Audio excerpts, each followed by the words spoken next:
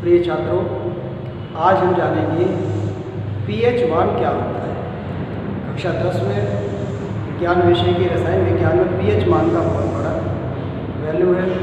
PH के आधार पर ही हम अम्ल और क्षार को अलग अलग पहचानते हैं।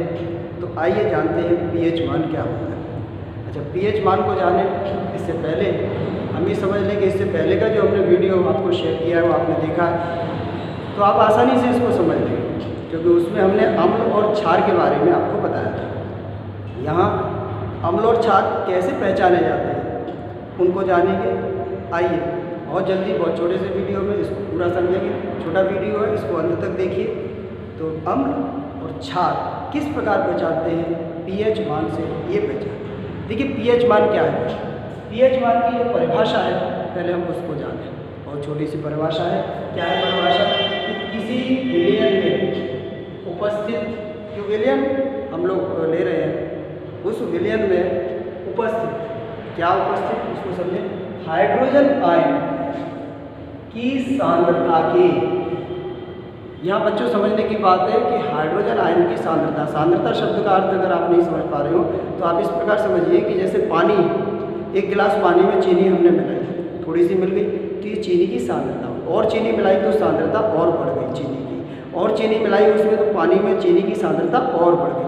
यानी किसी भी अन्य पदार्थ को जब किसी लिक्विड में या किसी भी तरल पदार्थ में, द्रव में मिलाते हैं तो उसकी सांद्रता बढ़ती जाती है। यहाँ सांद्रता का अर्थ है।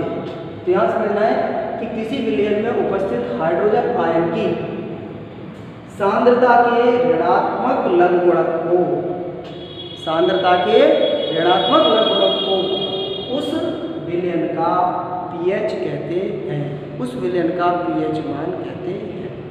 कैसे हम इसको ज्ञात करते हैं, क्या इसका फॉर्मूला है, क्या इसका सूत्र है, उसको समझिए कि पीएच बराबर माइनस लॉग, ये माइनस लॉग क्यों आया, ये परिभाषा से है। कैसे फिर समझिए इसको, विलयन में उपस्थित हाइड्रोजन आयन की सांद्रता के कैसे ऋणात्मक, ऋणात्मक के कारण क्या चिन्ह आ गया, लघुगणक, ऋणात्मक लघुगणक, लघुगणक क्या होता है, लॉग, ये जो लॉग लिखा है ये क्या है, लघुगणक। तो ऋणात्मक लघुगणक, किसका ऋणात्मक लघुगणक, हाइड्रोजन आयन, ये हाइड्रोजन आयन को कैसे लिखते हैं, इसको ब्रैकेट में लिखते हैं और H प्लस आयन, ये क्या कहलाता है, हाइड्रोजन आयन। तो ये हाइड्रोजन आयन के ऋणात्मक लघुगणक को विलयन का पीएच मान कहते हैं। इसी को हम और सरल करते हैं। तो कैसे सरल कर सकते हैं कि लॉगरिथम में लॉग के सूत्रों के अनुसार ये जो आगे का चिन्ह है ये कहाँ पर पहुँच जाएगा, ऊपर, अगर, और ये ऊपर पहुँच जाएगा तो ऋण का चिन्ह आएगा, जिसके कारण ऊपर से नीचे आने पर ये धन का हो जाएगा। और इसी को आप देख सकते हो log 1/h प्लस, ये 1/h प्लस हो जाएगा। अब हम इससे आगे जानते हैं कि ये पीएच मान जल का कितना होता है। देखिए यहाँ से पीएच मान को अगर पहचानना है, अच्छी तरह से पहचानना है, तो पानी का पीएच याद कर लीजिए, केवल जल का पीएच आप याद कर लीजिए, आपको अम्ल और क्षार के पीएच अपने आप याद हो जाएंगे। देखिए कितना सरल है, इसको क्या समझिए, जल का पीएच मान कितना होता है, 7 होता है जल का पीएच मान। और ये पीएच मान कैसा है, इसको समझिए, ये 7 पीएच मान यहाँ लिखा है मैंने, और ये क्या है, उदासीन विलयन, यानी जल कैसा है, न तो अम्ल है और न क्षार है, दोनों में से कुछ नहीं है, ये कैसा है, उदासीन विलयन है जल। अब जब जल हमारा उदासीन विलयन है और उसका पीएच मान कितना है, 7, तो 7 से जब पीएच मान किसी भी विलयन का बढ़ेगा तो क्या बनता जाएगा, वो क्षार बनता जाएगा।